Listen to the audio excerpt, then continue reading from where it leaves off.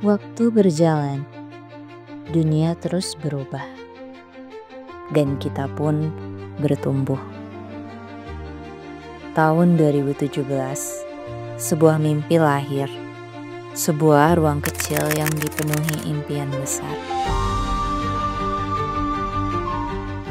Dan kita menyebutnya Muda Karya. Tapi perjalanan ini tidak selalu mudah. Hidup membawa kita ke berbagai arah.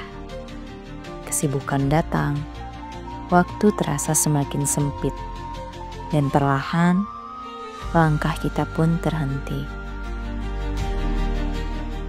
Namun, dalam setiap keheningan, selalu ada suara yang memanggil.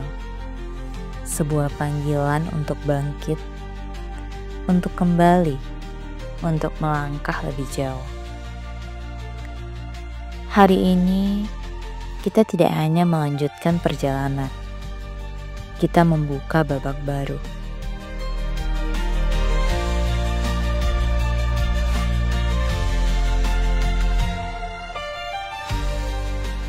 Studio Muda Karya kini bertransformasi menjadi Sarumpun Studio.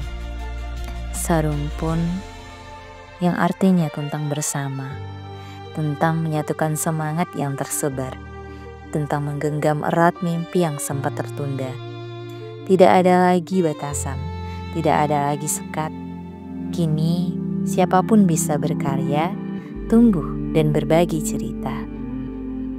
Ini bukan tentang siapa yang paling hebat, tapi tentang bagaimana kita saling menguatkan.